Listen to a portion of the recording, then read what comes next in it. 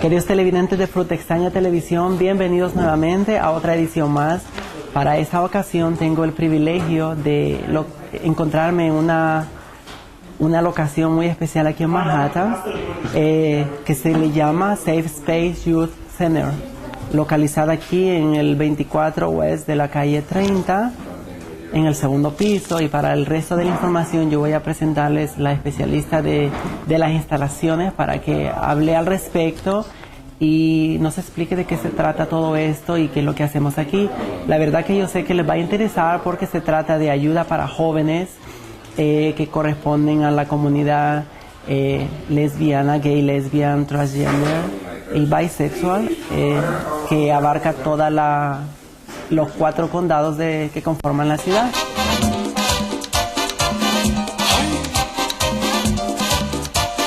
Estaba diciendo, estamos localizados aquí en el 24 West de la calle 30, aquí en Manhattan, donde están las instalaciones de este centro, que es, bueno, mi anfitriona aquí al lado mío será la encargada de explicarles de qué se trata y cómo empezó todo esto y sus experiencias adquiridas en esto.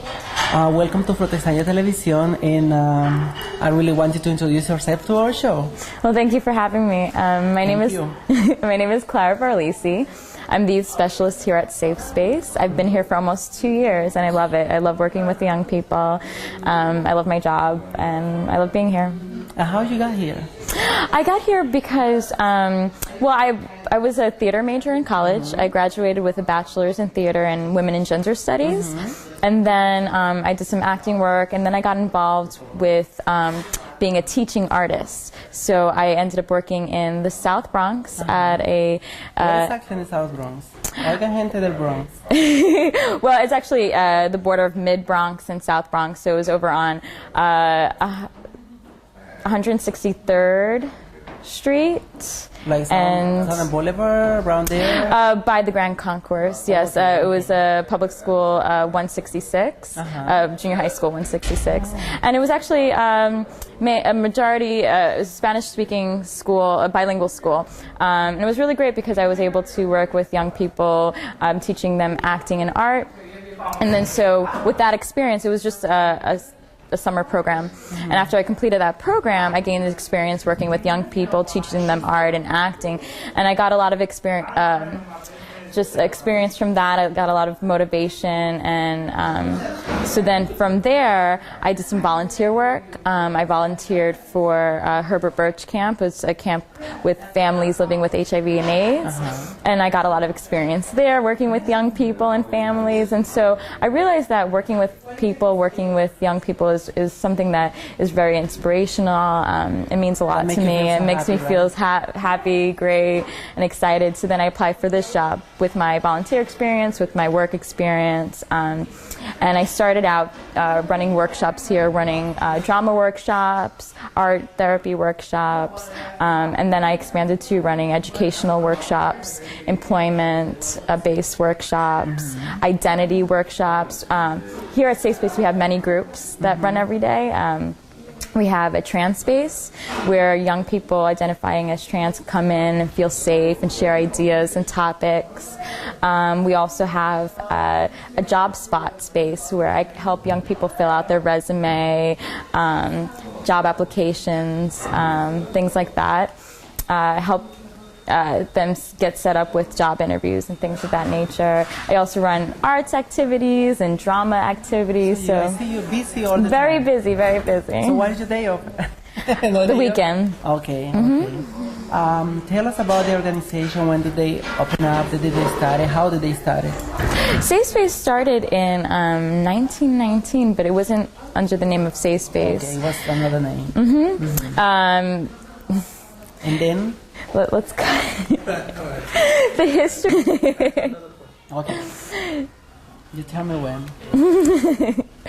Okay, you were telling us that you've been working with this kid. What is the average of the age? Like, from what age to what is the youngest to the oldest? 13 through 20. 13 to 20. And there is any requirement for them in order to come here? There is no requirement. We accept any young person.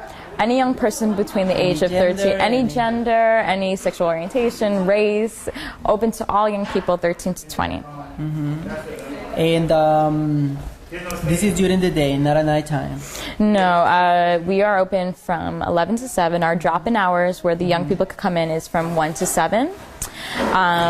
Yeah. And what is, if you know the numbers, like, what is the increases number, like more male than females, or right, well, right now we have majority male, male identifying as gay, lesbian, Sure. I mean, sorry, gay, transgender, but through our outreach, our numbers are increasing. So we are getting a more diverse population. And how do the parents feel about this? I mean, we have a lot of parents who are supportive.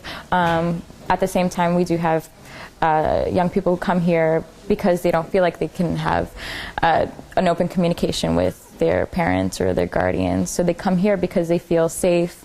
They feel like they can... That's what I wanted to hear. They feel safe. They feel safe. They feel like they can speak to, one of the case managers, myself, or the program manager about any topics, any things that they don't feel comfortable speaking to their parents about or to their guardians about. So, it's an escape. It's a place where they can speak to positive adults and feel like they can share their mind and confidential. And how long do they stay here? Like, they just wanna pass out like a few months, or they wanna stay longer, like a year, or? We have a core group of young people that come all the time that have been coming here for a few years. Okay. There's no time limit, although, if the young person is 20, is older, 19, 20, we do try to keep them on a path, a goals path, So if they are older, we talk to them about, okay, what are your plans for the future? What are your goals?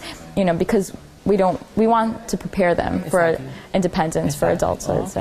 I mean, they can go and run to the college. They can go run to finish their high school, or. Yes. Oh, great. Okay, I have another question. Like, for example,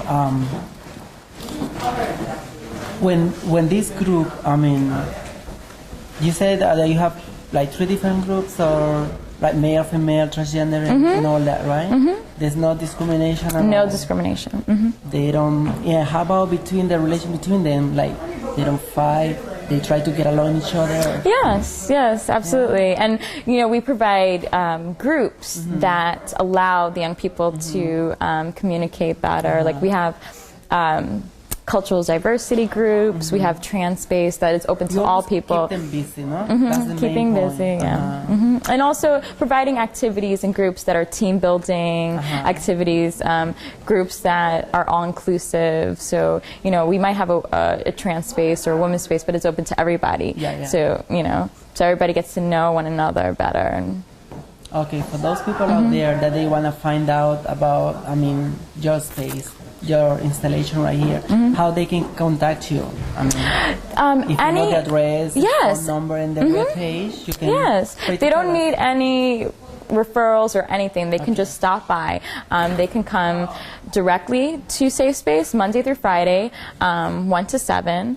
And our address, like you said, it's 24 West 30th Street, 2nd floor, between Broadway and 5th Avenue. So they can just stop by. Or they can call ahead if they'd like to, and our telephone number is 212-481-8063. And do you have any web page? Yes, www.safespacegyc.org. Perfect.